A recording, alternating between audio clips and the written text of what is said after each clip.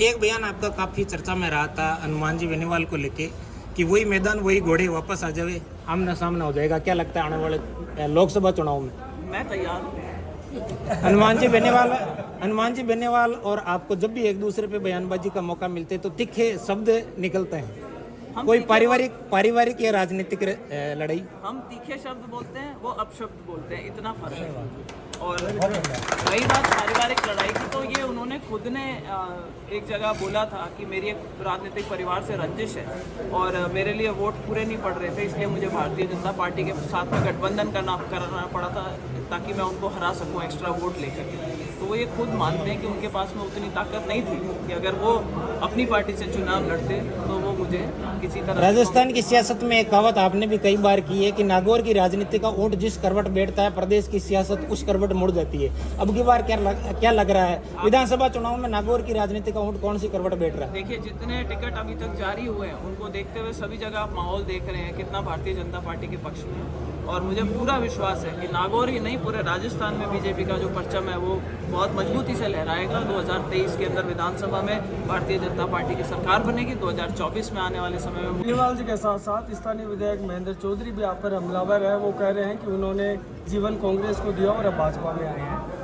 महेंद्र जी जब कांग्रेस में थे और जब मैं कांग्रेस से सांसद का चुनाव लड़ रही थी तो महेंद्र जी यहाँ पे क्या कर रहे थे वो मुझसे ज़्यादा आप लोग जो यहाँ स्थानीय है नावा और कुचामन में आप लोगों को ज़्यादा मालूम है, तो मैं इस बारे में कम ही बोलूँ तो ज़्यादा ठीक है। और रही बात कि मेरे भाजपा में ज्वाइन करने के जो कारण हैं उनमें से शायद महेंद्र जी जैसे जो नेता हैं उसका एक कारण ये भी है कि वहाँ पे आपके एमएलए होकर के और आपकी खिलाफत करते थे। भारतीय जनता पार्टी अगर मैं कांग्रेस से चुनाव लड़ रही हूँ अगर वो मेरी खिलाफत करें या मेरे खिलाफ प्रचार करें तो उनका धर्म बनता है। लेकिन हर एक कांग्रेसी का जिसके अंदर मैंने जब उन्होंने विधानसभा का चुनाव लड़ा मैंने उनकी पूरी मदद करने का प्रयास किया और जब मेरे लोकसभा के चुनाव आए तो वो खुली खिलाफत कर रहे थे। और यहाँ पे जितने लोग यहाँ पे बैठे कईयों के पास उन्होंने फ़ोन करके भी कहा होगा कि ज्योति को वोट नहीं देना, वो सारी सूचनाएं हमारे पास में आई। कल आपने एक बड़ा मास्टर स्ट्रोक लगाया है, खींवसर के नेताओं को आपने भाजपा ज्वाइन, आरएलपी के नेताओं को भाजपा ज्वाइन कराई है, क्या कहेंगे आप? देखिए, बहुत लंबे समय से बात चल रही थी कि खींवसर के अंदर जो है वो आरएलपी का बहुत दबदबा है और वहाँ पर एक तरीके से बड़ा कहते थे कि बड़ा सॉलिड ग्राउंड है आरएलपी का। तो कल मुझे लगता है कि आरएलपी को एक बड़ा झटका लगा है जहाँ दोनों वर्तमान जो हमारे प्रधान हैं आरएलपी पृष्ठभूमि से आते हैं उन्होंने भारतीय जनता पार्टी ज्वाइन करी। बड़ी शानदार ज्वाइनिंग रही और लोगों में बड़ा उत्साह है। और नागौर खींवसर से भी बहुत इस चीज़ के लिए हमारे पास में फ़ोन आए थे और ऐसे बहुत से लोग हैं जो आरएलपी छोड़ करके भारतीय जनता पार्टी का दामन थामना चाहते हैं। आप भी नागौर से चुनाव लड़ रहे हैं, कितना आश्वस्त है और क्या रहेगा आपका?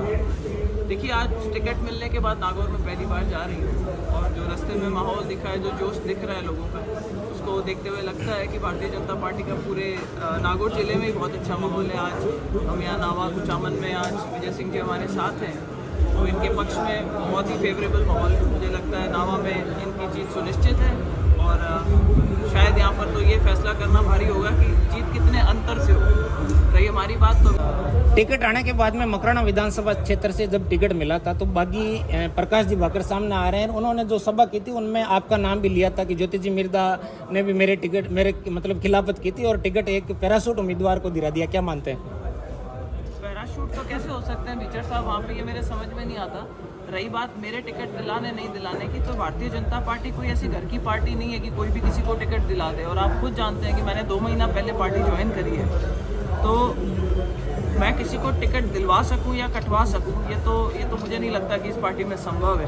हाँ, इसमें ज़रूर है कि प्रकाश जी शायद थोड़े से परेशान हैं, उनको लग रहा था कि उनकी टिकट फाइनल है। और जो आदमी मेहनत करता है 5 साल, जाहिर सी बात है कि उसको थोड़ा मायूस होना वाजिब है। मुझे लगता है कि जल्दी ही वो पार्टी के साथ में वापस आएंगे और जो विचर साहब हैं उनके साथ जुड़ करके और भारतीय जनता पार्टी का अच्छा माहौल बनाएंगे। आप मोदी जी की सरकार फिर से रिपीट। अशोक जी गहलोत एक बात बार बार कहते हैं कि जो पिछले 30-35 साल का ट्रेंड है अब की बार टूटेगा। एक बार कांग्रेस और एक बार बीजेपी का जो ट्रेंड चल रहा है और 35 साल बाद में पहली बार हम सरकार रिपीट करने जा रहे हैं।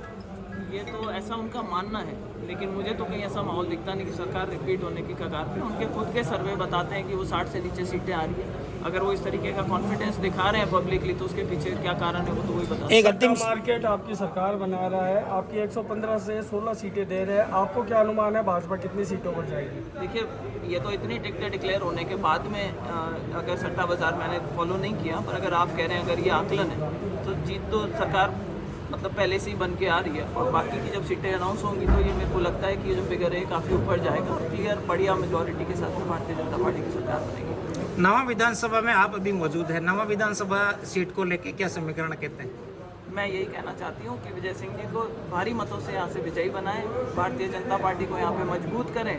और मुझे ऐसा लगता है कि ये एक ऐसी सीट है जहाँ लोगों का जिस तरीके का उत्साह देखने को मिल रहा है, ऐसा नहीं हो कि पूरे राजस्थान में ये सीट रिकॉर्ड बनाती नजर आए। नवा के बारे में और विजय सिंह जी के बारे में एक बात कही जाती है कि नागौर में सबसे कम खर्चे वाला चुनाव नवा का होता है।